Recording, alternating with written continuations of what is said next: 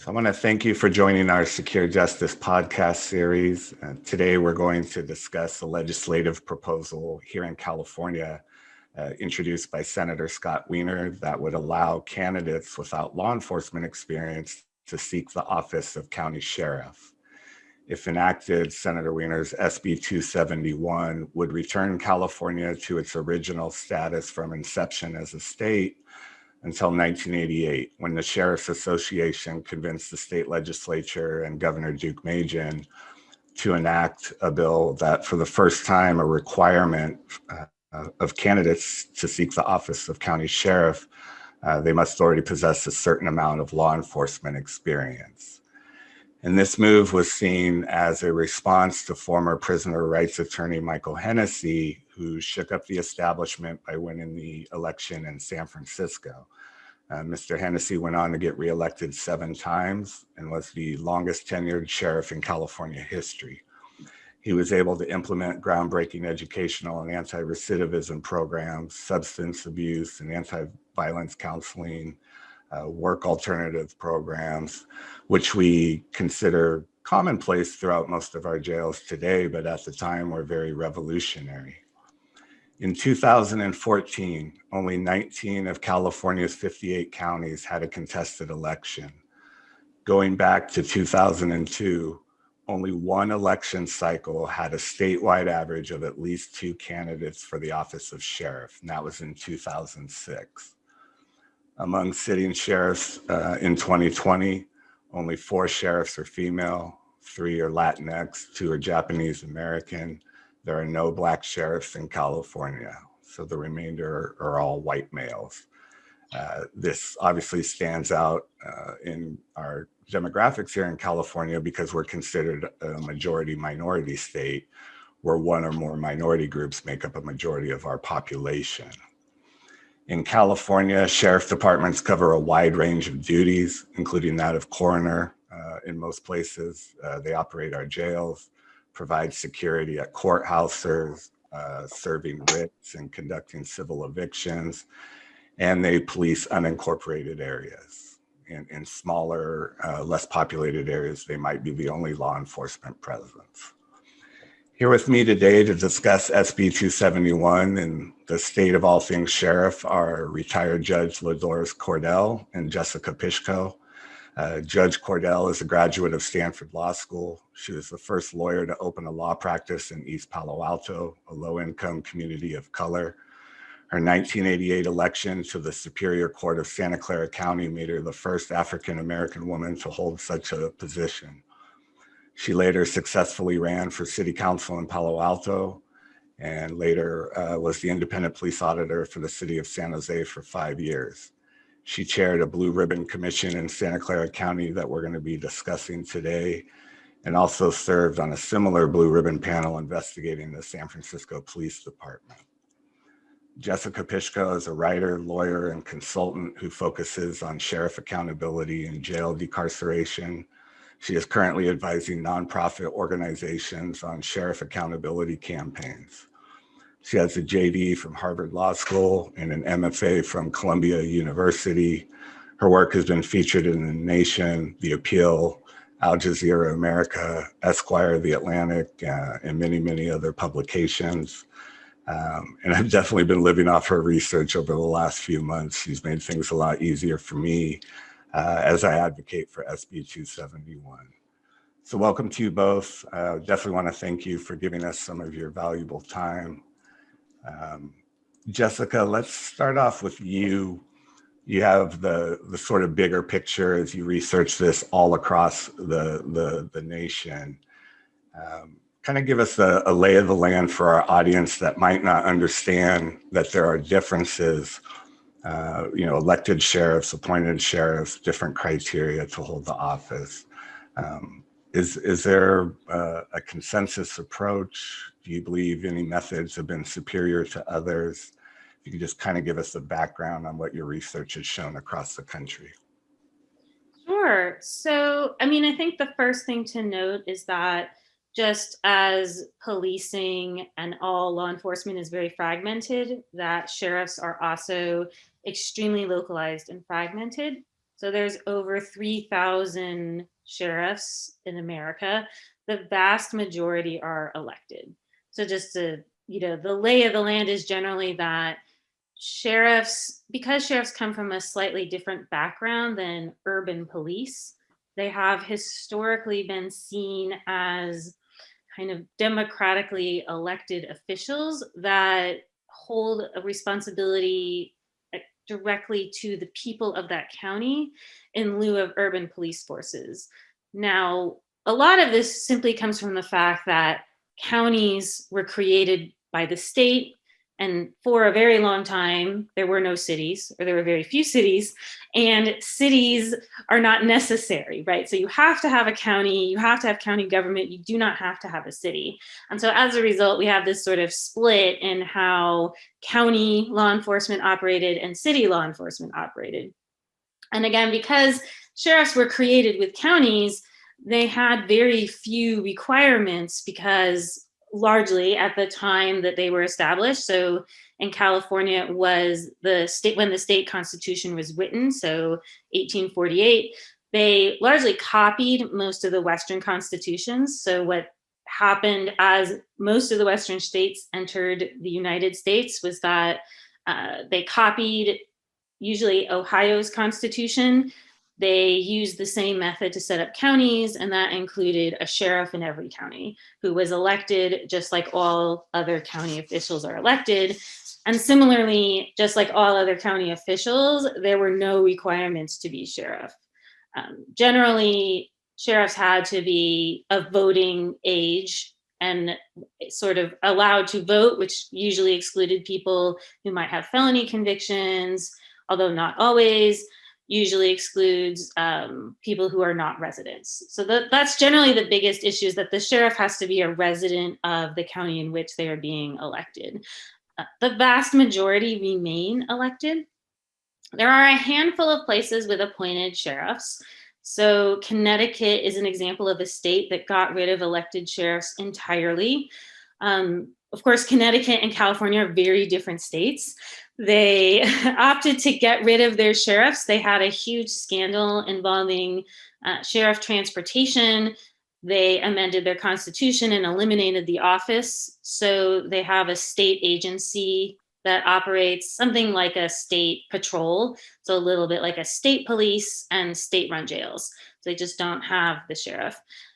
A few other counties around the country don't have sheriffs or have appointed sheriffs because of their structure. So I think the most notable one is the county where Seattle is. So King County, Washington, has just moved to an appointed sheriff. So they interestingly had an appointed sheriff, went to an elected sheriff, and then went back to an appointed sheriff. Importantly in that is that they had removed the jail from sheriff authority. So their county jail is under county supervision. So their sheriff only polices rural areas and had already stopped managing the jail. So California, so what we're already hearing from opponents of this proposed legislation is that, how can you be sheriff without law enforcement experience? But California is not in the majority, right? I mean, your research has shown that most states do not require this experience up front. It's not a majority of the states. So is California just smarter than everybody else and just figured something out, or why are we hearing this from these opponents, I guess? Well, I think it's a little bit interesting. So on one hand, there's a few different ways to look at it. California largely has the requirement, and I will say that California has the most strenuous requirement to be sheriff in the nation. It is the only state that requires as much law enforcement experience as it does. And as you pointed out in the introduction, this only happened because relatively recently, the State Sheriff Association decided that they wanted to add additional requirements to be sheriff.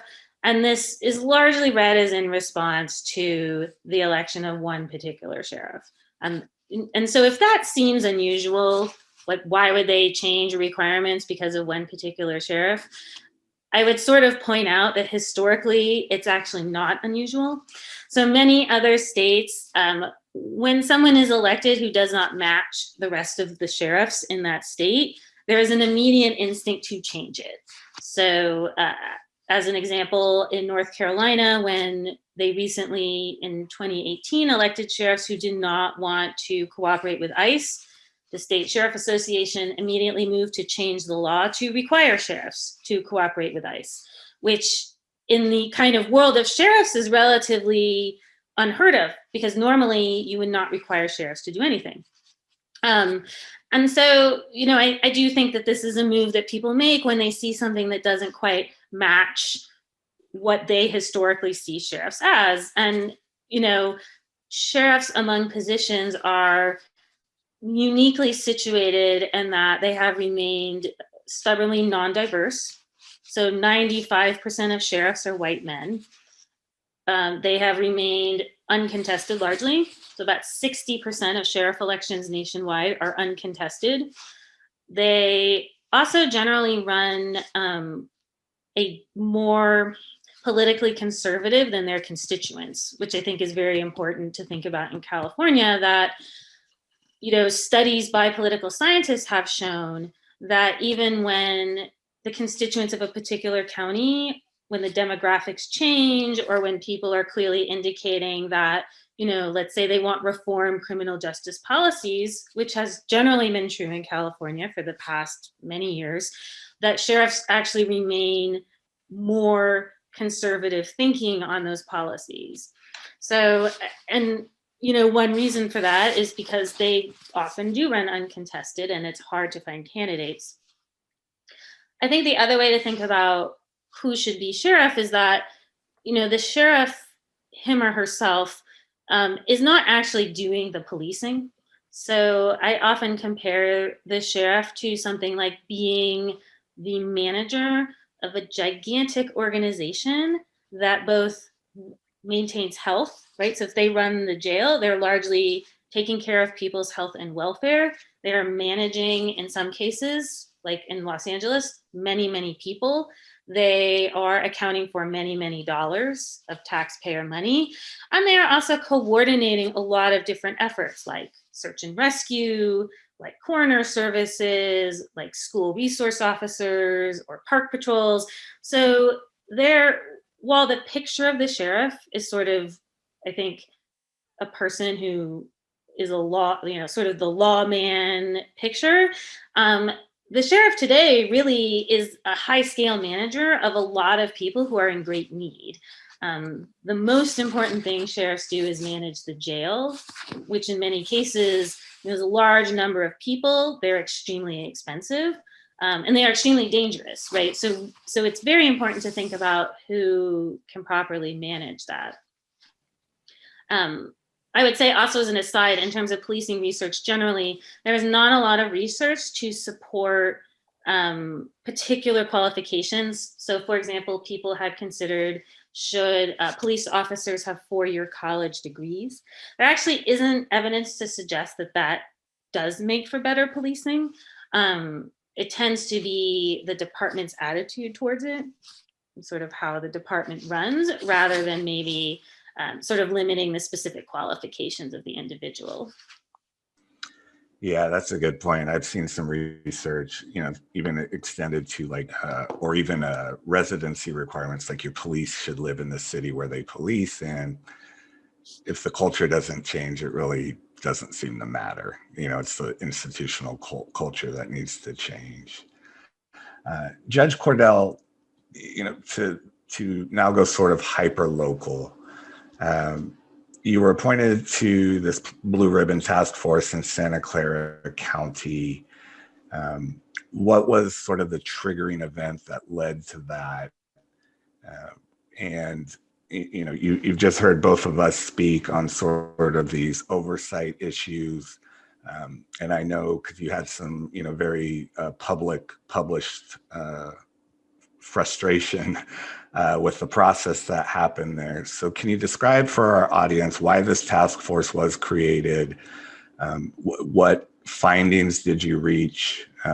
Recommendations that were made, and the troubles and kind of resistance that you've publicly discussed that you ran into with the sheriff? Sure, Brian, and thank you for putting together the podcast and for what you've done. And Jessica, thank you so much. In 2015, Michael Tyree was an inmate at the main jail in Santa Clara County. He was mentally ill and shouldn't have been in jail at all.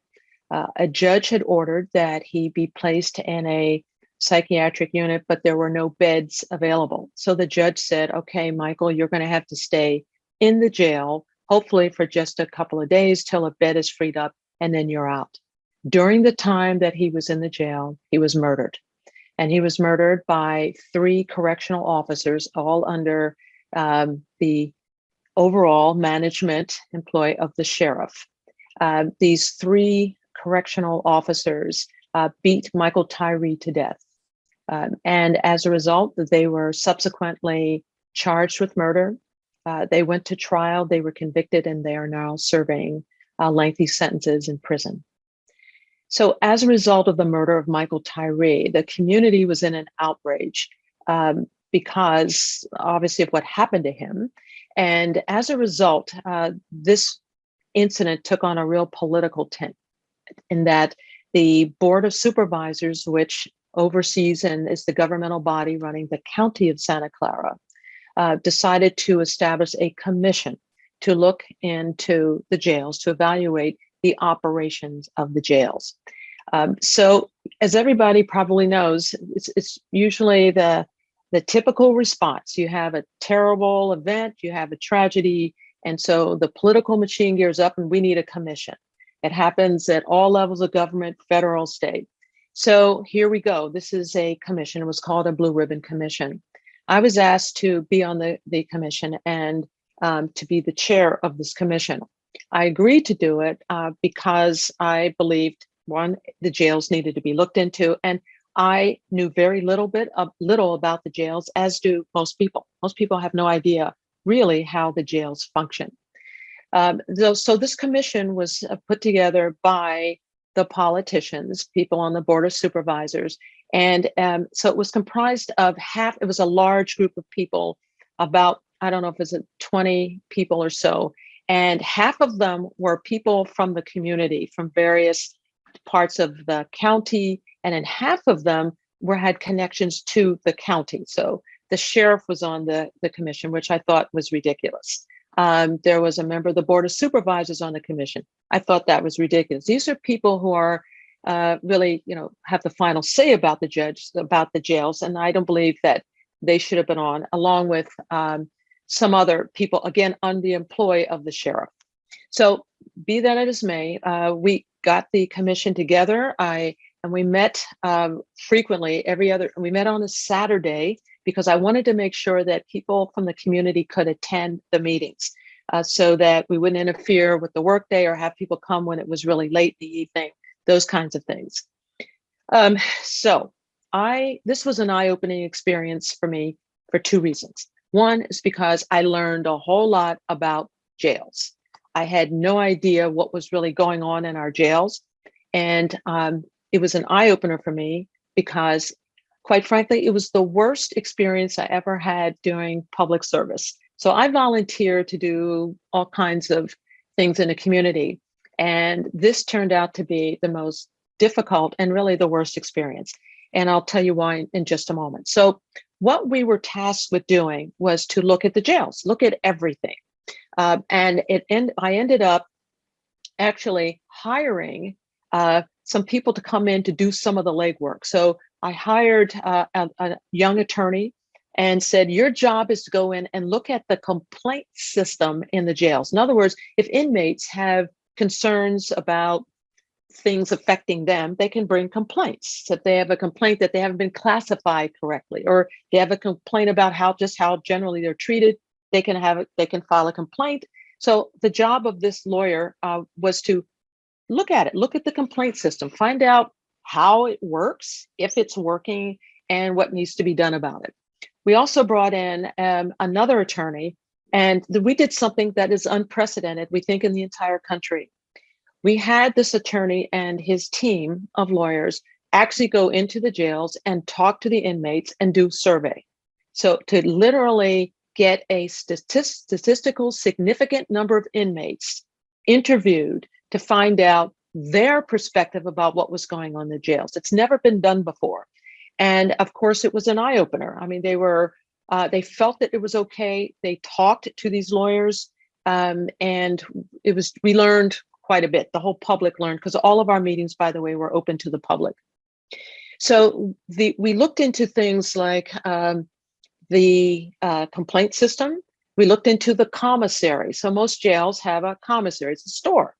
And when we saw the prices that inmates were being charged for a tube of toothpaste, for basic hygienic, particularly for women inmates, female inmates dealing with, their sanitary needs, when we saw the prices and the price gouging that was going on in the jails, that again was stunning. We looked at, there is an inmate handbook, apparently, that's given out to inmates, not particularly in the languages that some of the inmates spoke. And then we looked at that, like, what is that? And saw where there were, it was poorly written. A lot of things weren't included in it. We looked at, for example, phone calls, how much inmates were being charged just to make a phone call in the jails, and an astronomical amount. We looked at changes of clothing. How often do they get clean underwear? That was stunning when we found out that it was, at that time, maybe once a week, they get a pair of clean underwear. We looked at mental health issues, which is really the big issue that brought this whole thing to the attention of everyone because of Michael Tyree's death, and how he was housed and treated along with other mentally ill inmates. So I said that was an eye-opener. We learned a whole lot about the jails in Santa Clara County. By the way, there's a main jail, and then they're in San Jose, downtown, near the courthouse. And then there's the jail in Milpitas, which is called Elmwood, and that houses, there are female inmates, there's a female section, and male inmates. So it was a terrible experience because the sheriff, a woman who had been the sheriff for a long time, and rarely had she faced opposition in her re-election bids. She was not forthcoming in getting us the information that we requested. So I'll give you an example. One of in the beginning, one of our first meetings, we come in, we convene, there's always an agenda, and we got from the sheriff a data dump. She had these huge notebooks that were, I have no idea how much time her staff spent doing this, putting together a bunch of information and I guess, it was maybe 6 inches thick, and each notebook went to the commission members. And how in the world are we supposed to conduct a meeting having gotten a data dump just then? So that's one ploy. Another was to just not respond when we needed information. So if the lawyer in the jails was looking at the complaint system and needed to get access to certain documents, either get delayed, no response, just hurdles put up. And it was just a very grueling experience. And I guess the one thing that was the most shocking about this was that the sheriff went to Costco and publicized this very much and bought some cameras. And she put these cameras, had them installed on one floor in the jails. And the reason we all know about this is that the cameras just happened, as soon as they were put up, they just happened to then video a fight in the jails. So we were able to see this video at one point. I think then it was quickly kind of taken away. We couldn't get access to it, but you can see cameras are up, and then all of a sudden, all of the doors open to all of the jail cells on this particular unit, and all these inmates come out into the center. Now, everyone who works in the jails, and those of us who've represented defendants or have presided over cases, knows that frequently there are, and in San Jose, it's probably typical of other urban areas, there are gangs. There are people, so they don't house members of one gang with another. You just don't do that. Well, in this instance, so that when they want to cut out into the unit to maybe just get some exercise and walk around in the center, you don't let everyone out at the same time, obviously. You let them out selectively so you don't have a fight. But on this particular day, they were all let out together, the doors open, and there was a fight picked up by the cameras. Thereafter, the sheriff saying, see, I'm proactive. I went and got these cameras and I paid for them out of my own pocket, which was not true, and had them installed. And they just happened to pick up a fight right in the jails.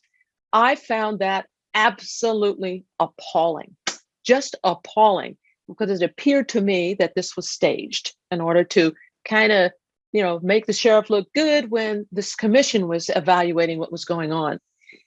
So at the end of all of this, which took a few months, the commission had about 100 recommendations to improve the welfare of inmates and also to protect the officers who have to work in the jails. The top two, which were, one was unanimous, and that was that there should be independent civilian oversight over the operation of the jails.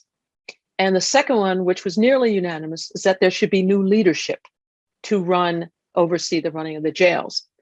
So I do want to make, and those recommendations, we can follow up and then talk a little bit about what has happened in Santa Clara County since then.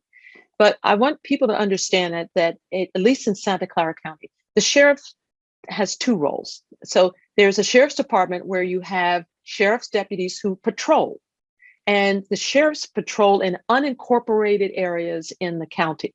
So for example, Palo Alto has its own police department. San Jose has its own police department. Where there are unincorporated areas, that's where the sheriff has jurisdiction. As well, some smaller cities actually have contracts with the sheriff's department to hire them to patrol in their cities where they don't have police departments. So that's one part. And the other part is, as Jessica mentioned, that you have the sheriff who is a manager. The sheriff manages the biggest institution operating in the county, which is the jails. That's the job of the sheriff. So they have patrol, and then you have the jails where you have people who are supposed to be trained to look out for the welfare of inmates and to protect them, as well as obviously trying to make sure that they stay safe. So that was my experience. I had one final experience I'm going to bring up, that why it was so bad for me. At one point, I spoke out. I mean, this was a public commission, and I spoke out about this jail fight and how I found it horrendous that these inmates got charged with crimes because they were all let out onto the floor together. And thereafter, the sheriff literally came after me by lawyering up with the county council and demanded that I turn over to her every email I'd ever written or received regarding the work on the commission. And I had to lawyer up, which I did, and said, you're not getting my emails. And it was really, really kind of an intimidation thing here.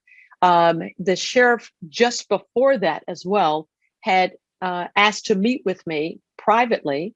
And I was glad, I'll talk to anyone.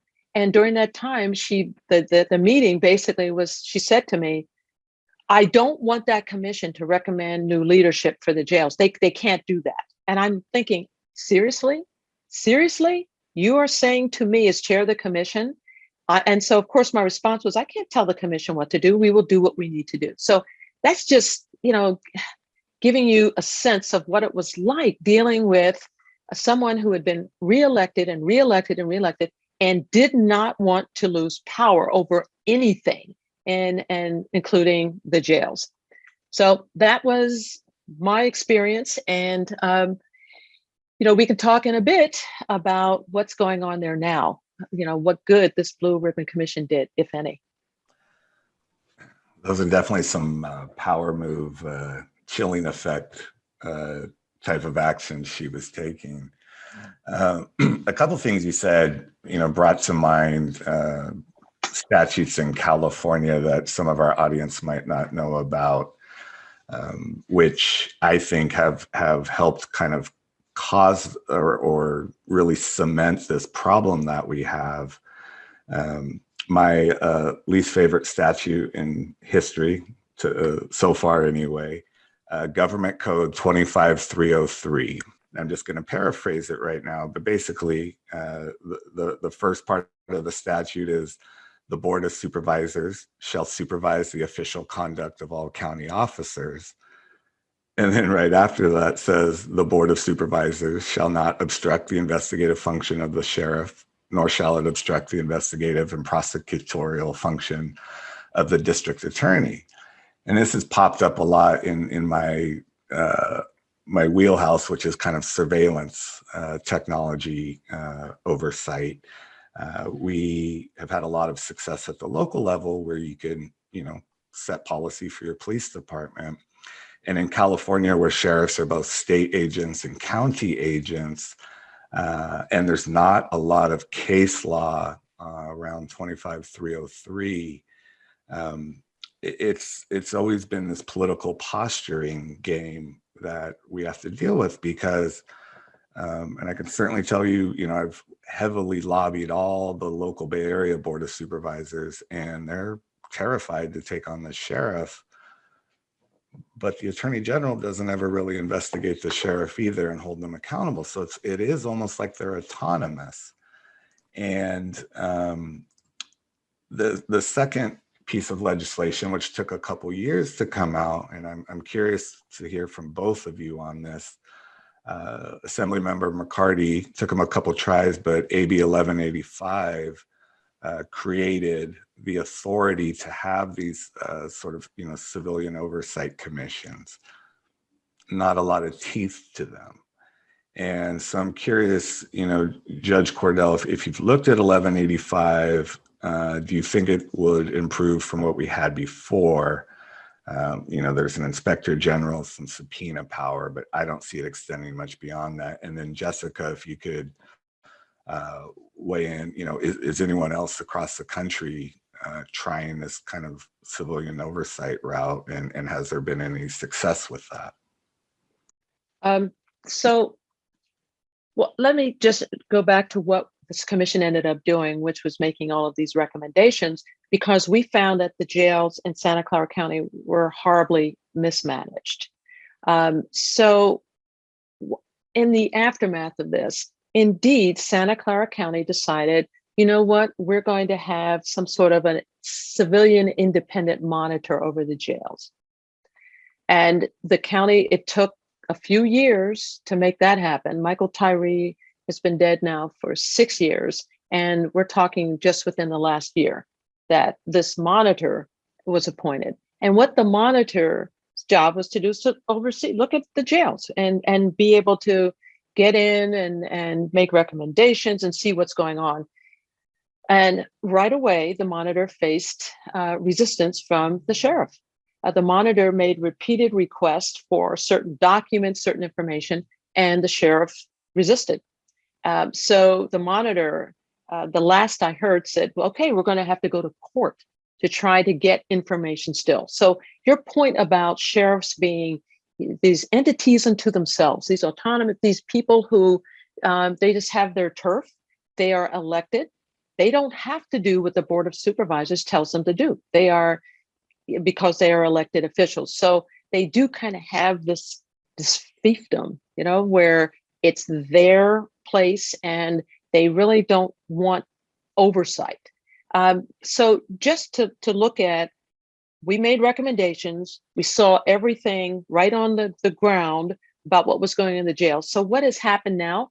Well, in just this past month, there's the Law Foundation of Silicon Valley. So this is a nonprofit that does really, really good work in the county. And they determined, and that this Law Foundation determined that Santa Clara County jails, and this is again just a little over a month ago, are failing to provide even minimally adequate procedures to protect inmates against COVID-19. Two grassroots organizations in the county recently issued a report that detailed the unsanitary, potentially unconstitutional conditions in the jails. Exactly what we found back in 2015 and into 2016.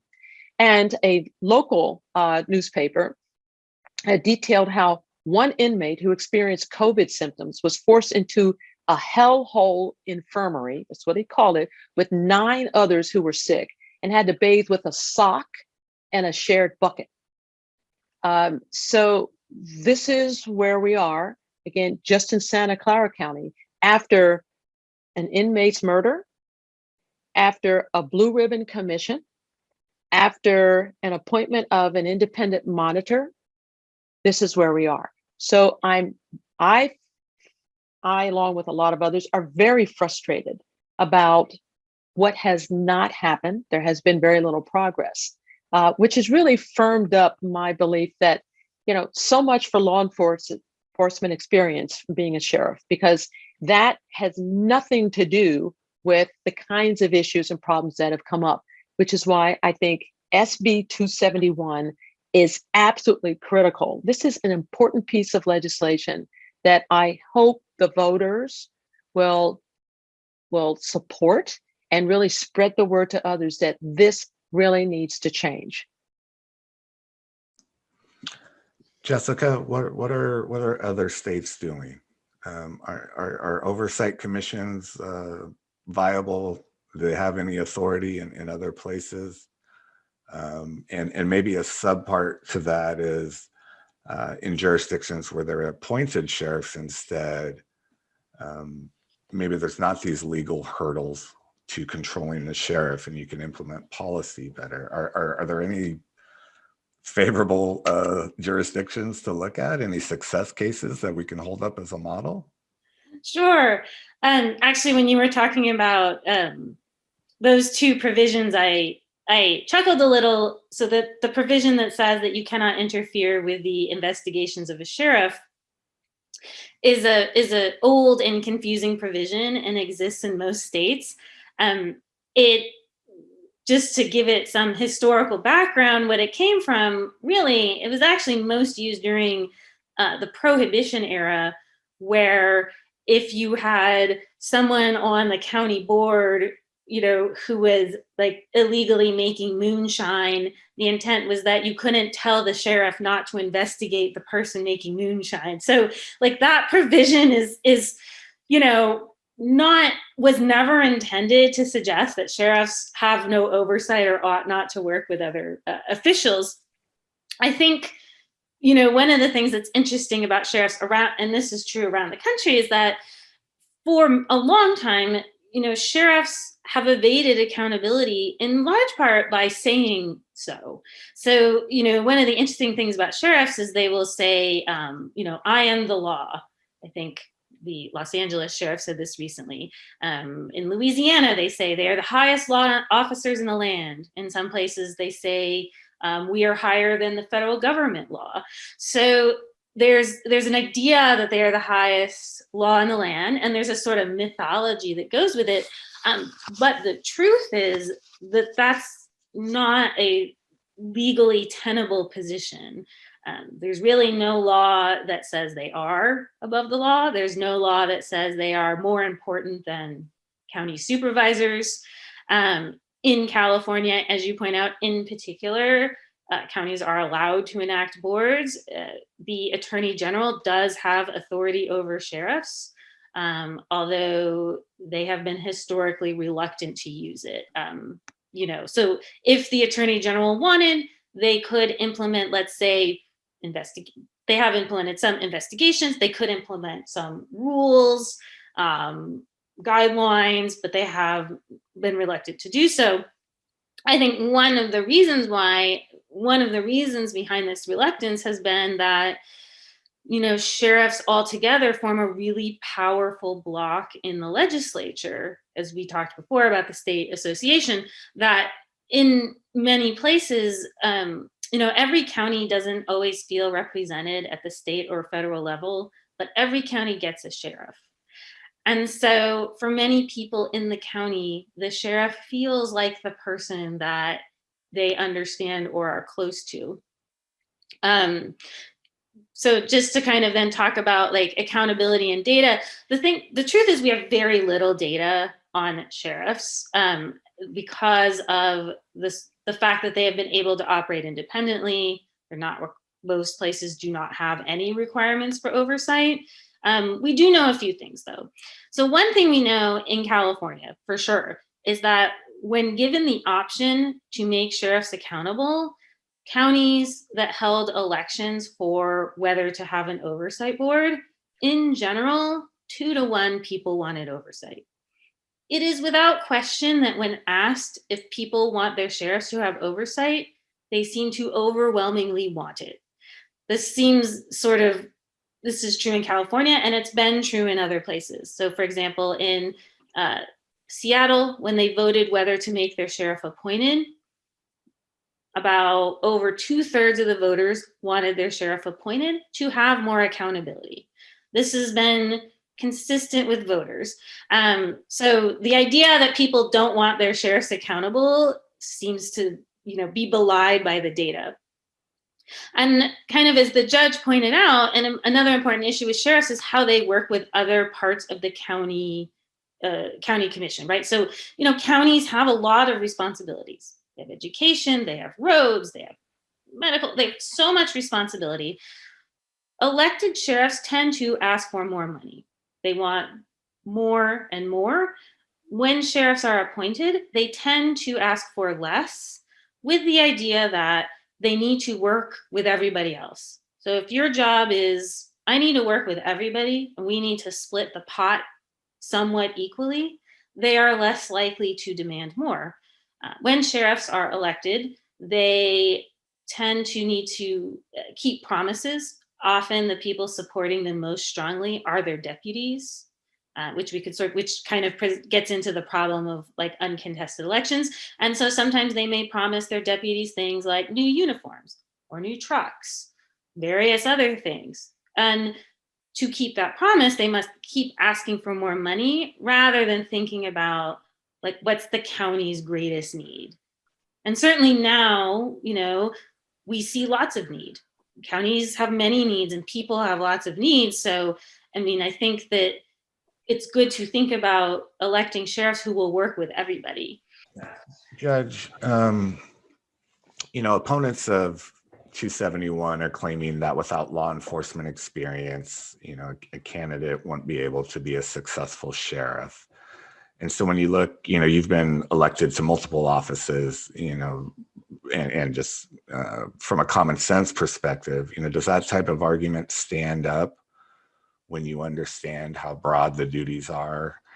And I guess, related to that, when we, sheriffs say, hey, the ballot box is the check on their power. If you don't like us, just get rid of us. But when there's no challenger, there's literally sometimes no one else to vote for. Is 271, a pragmatic approach, considering the previous statutes that we just discussed that, have other legal problems to getting more control over the sheriff? Is 271 a practical approach? Or are we going to all, die of murder and our jails are going to fall apart and the sky is going to fall? Well, with regard to prior law enforcement experience, the answer, I hope, is obvious to everyone that should not be a prerequisite or a requirement for someone to be a sheriff. As Jessica pointed out, sheriffs are managers. You need people who look at an entire department and also consider how it fits in with what the county is doing in terms of what the county's goals are and also the county's budget. And we also know, because in San Francisco for several years, there was a sheriff who did not have law enforcement experience. He was an attorney. He was into prison reform. He was progressive, and he was reelected. So when people say sheriff, I think they immediately think law enforcement, which is basically a small part, really, of what sheriffs do. In addition, think about other elected offices. Think about your boards of supervisors. Think about the state, the city, just within your own city, people who are elected to be auditors, to be controllers, all of these. And again, city councils. there are no requirements other than a person be of a certain age, 18 or over in most instances, and live in the area in which they are seeking office.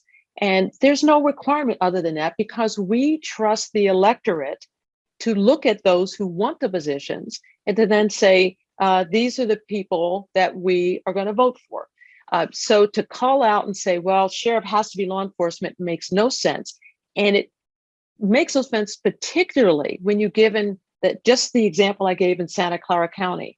Look at the mess that exists in the jails that are run by a sheriff who has prior law enforcement experience. Look at the mess. So if anything, that should say, no, it isn't law enforcement experience. It's someone who can understand how to manage jails, how to work with budgets, those kinds of things. So I hope people don't get caught up on this and understand California never even had that requirement up until actually more recently.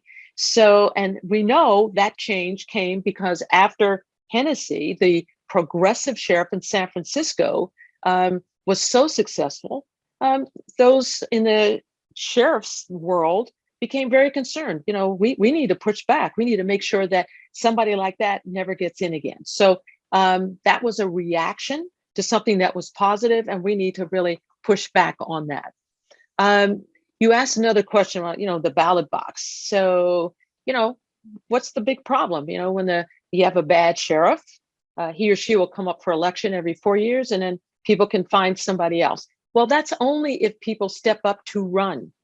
If there's no one to run, then there is no way really to hold that sheriff accountable, even if the sheriff has done some really bad stuff. So that's yet another reason why these elections should be contested, and there should be others who believe that they can do the job. They should be permitted to vie for it and let the electorate decide. Jessica, we keep kind of talking about healthcare, mental health care, and I liked what both of you have been saying about, not only just certain promises that get made, but, budget requests, increase in funding. Why? And maybe let me set it up this way. Over the last 2 years, there's been a very active campaign around here in Alameda County around Sheriff Ahern and basically trying to audit his budget, what's going on at the jails. And that made me extremely uncomfortable because it turned out, unfortunately, how we anticipated. He came up with all sorts of reasons to get a lot more money, and Alameda County gave him $350 million more in the middle of a pandemic recession, where they literally have no money to do that. But my question to you, he was able to successfully advocate for more funding. There's probably greater job security. His deputies and people probably love him right now. So there's an incentive for him to do that. And maybe he really will legitimately provide more and better care. The future will tell. He doesn't have a great track record. KTVU did some interviews with him and toured the jails, and we'll share some of those horror stories. But why, and you've written on this quite a bit, why are sheriffs, they appear just culturally so reluctant to provide adequate care to the people in their custody to ensure their safety? And because I think that's really what's at the heart of 271 is that we want a different culture. And by stacking the deck to where only law enforcement folks with this like punitive mindset can become sheriff, we've created a monster. But I just still don't understand why they are so reluctant to provide care. And I don't know if you have any insights into that. You've written on a lot of these horror stories that we see of people dying and not being provided treatment. But it almost seems like that works against their own self-interest. It's a good point. Honestly, in my view, the situation in jails is one of the greatest issues communities face.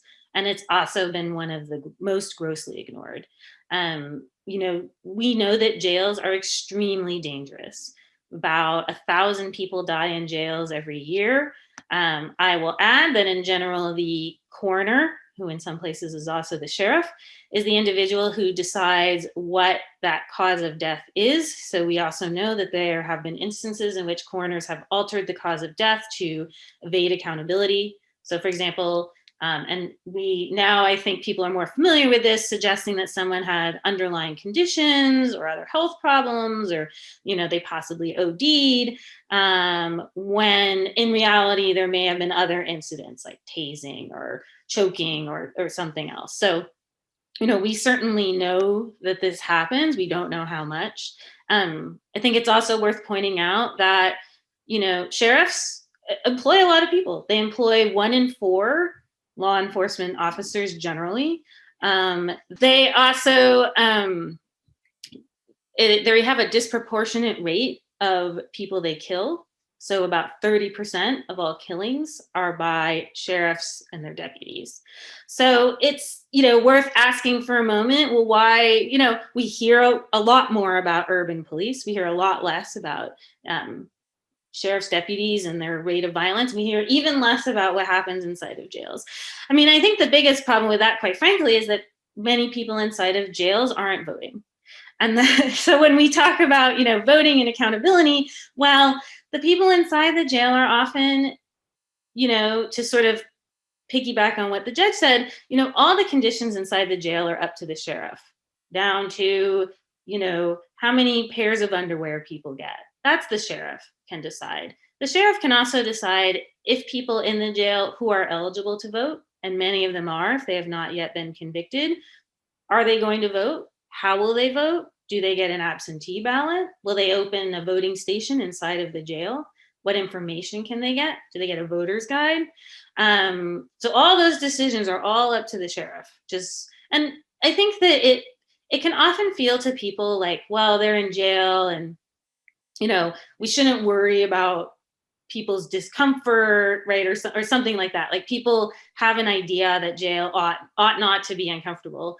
But, for one thing, many people in jail, the vast majority, haven't been convicted of a crime. And second of all, if they have, and in California, jails are holding now a lot of people for longer and longer because of realignment, right? So they are functioning more and more as long-term holding facilities, and for those people, those jails are simply so dangerous. They are creating so much more trauma for not just the people in there, the people who actually live there every day, but also the people that work there every day. To see that kind of violence, to experience that kind of violence and trauma is, it's really creating something terrible. And even worse, people can't see what happens inside jail. There's no body camera, as the judge pointed out, very few cameras. People don't get to tour the jail. Journalists don't get to go inside the jail. Again, all of that is up to the individual discretion of the sheriff. So when we get back to something like SB 271, I think that, in the first instance, all it is more democracy. It's just saying, why not let more people throw their hat in the ring?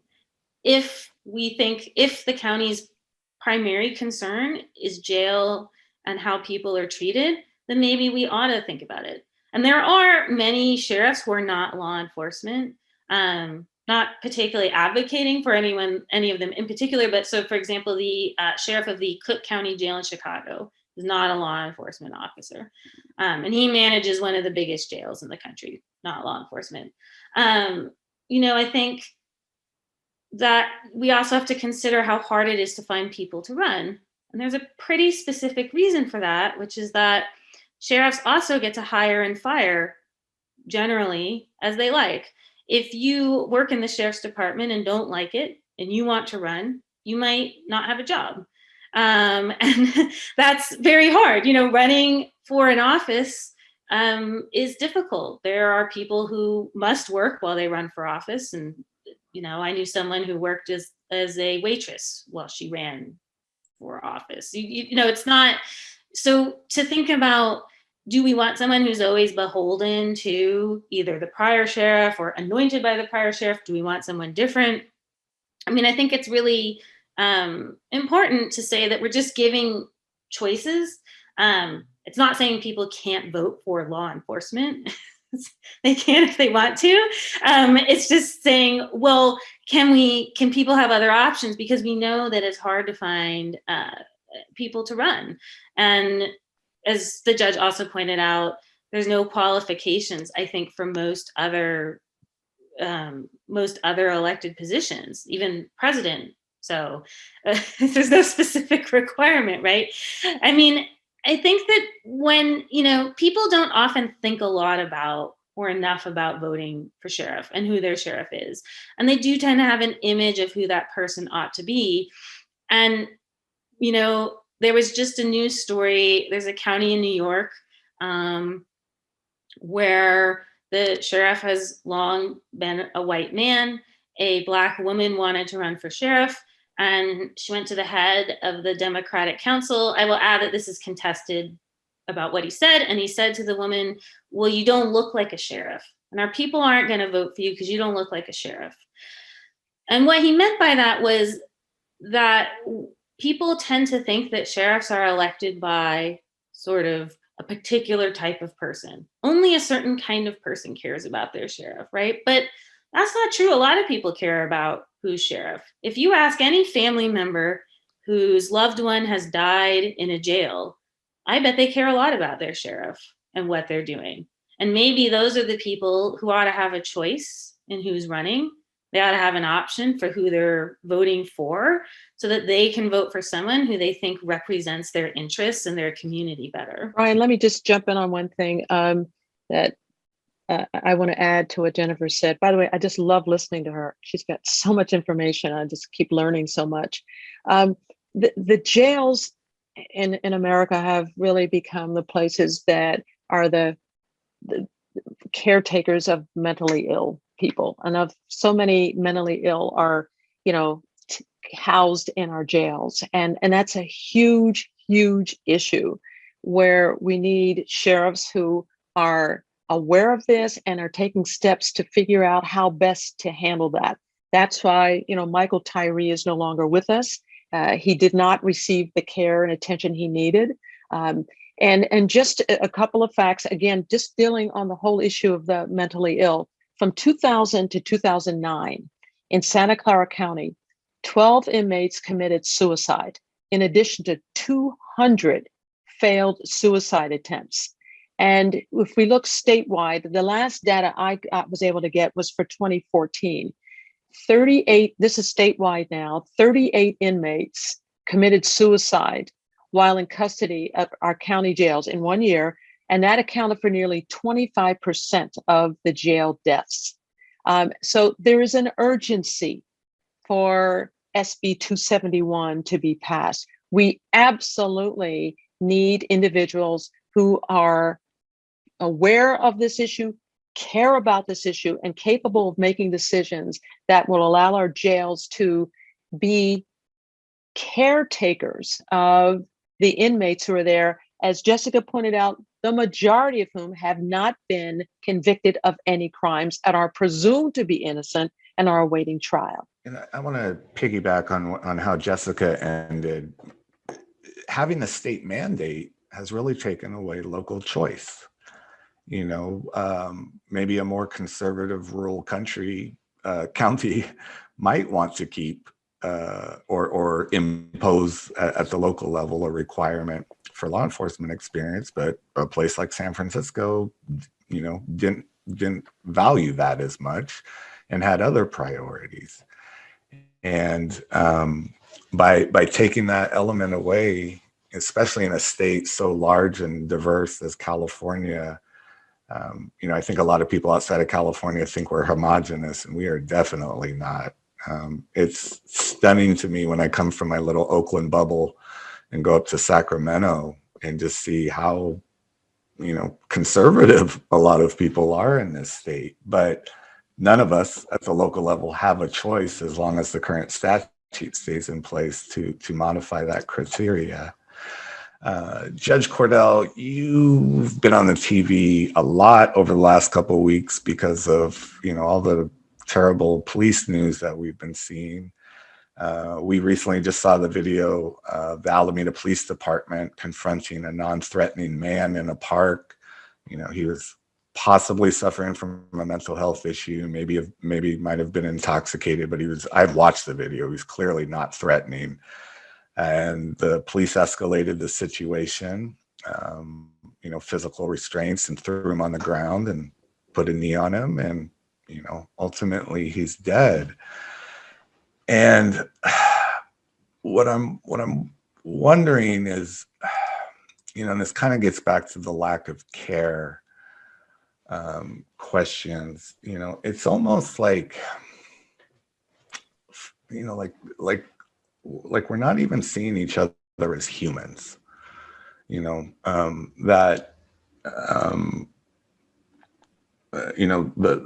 othering these people, especially in the jails. I mean, some of these clips that I'm going to post from Sheriff Ahern, to me, it just looks like he just doesn't even see these folks. And I kind of wanted to tie that back to being a manager. You've said some quotes in the past, like the city council, you can do land use deals, you can set policy. Isn't the track record that Michael Hennessy established, I mean, shouldn't everybody today, where the whole country is, I shouldn't say the whole country, a large percentage of the country favors reimagining public safety. You've been a very public advocate lately for civilianizing a number of functions. Shouldn't the state legislature endorse 271 rather easily to achieve that goal? So, as you know, the state legislature is not monolith. There are all different kinds of views. And the state legislator or politicians kind of react and respond to what they're hearing from community. Our jails are not highly visible in communities. They're generally set up, there may be a downtown facility, but it's usually a big, tall building that nobody can get into and people don't notice. And then there are outlying jails where they're just not on the forefront. People don't think about them. I was shocked when first of all, I made a surprise visit when I was chairing the commission to the main jail in San Jose. I wasn't supposed to go there, apparently, because you have to get permission from the sheriff. But I showed up and I was able to get in, and I was stunned by the conditions that I saw in the main jail. It was just shocking. The filth, how crowded people were. And I can't even begin to kind of detail everything that I saw. So I was left to question, as you have questioned just now, Brian, where is the humanity? How can you work in facilities like this and treat human beings in this fashion? And it brings up, this is the big issue for me, is the culture. When you have a culture that says, look, we're in charge of these bodies and we really don't see them as we see our neighbors. We do see them as the other. That's the culture talking, saying this is how this has all developed. So when we see, when I was the independent police auditor, I felt I got the importance of the work. It's having oversight, right? Getting to see how people operate and getting a third person view about what's going on here in a department, what's going on in the jail, and its culture. And what we need, and this is what SB 271 is going to do, it's a culture shift. It's going to say to the public, you don't always have to have people with this mindset running sheriff's departments. And the reason why is that there are all these issues, people who are suffering, who are there not because, there are people who are accused of committing some serious crimes. So don't get me wrong. I'm not just saying everybody in jails, everybody's good and everybody behaves. That's not what I'm saying. But the point is, when you are in a jail, you have to entrust your well-being to those who are around you. And if the culture doesn't permit you to do that, if you're a correctional officer who wants to show some compassion, but fears doing it because the others in your group are going to say, what's your problem? Why are you being so soft? Man up. When that's the kind of culture there, it gets very frustrating. You think, where is the humanity? The humanity is there. What we need is the culture shift. And let me just say one last thing. For those who are, and I say when SB 271 passes, the first thing that voters should be asking about candidates who want to be the sheriff is, where are they on the issue of transparency, of oversight, of allowing the public, those of us who pay their salaries, to know what is going on in the jails and having opportunities to make sure that they can be seen. So if voters don't get the answer from candidates who firmly believe in transparency, then they are definitely not the people that we should want running our jails. And I think that's a perfect way to wrap this up. I just want to really say thank you again, Jessica Pishko and Judge Cordell, for your valuable time and insights here. I think you really framed this well, why we need 271 and what the problems are here in California with regard to our sheriffs. I really appreciate your time. Thank you both. Thank you, Brian. Thank you.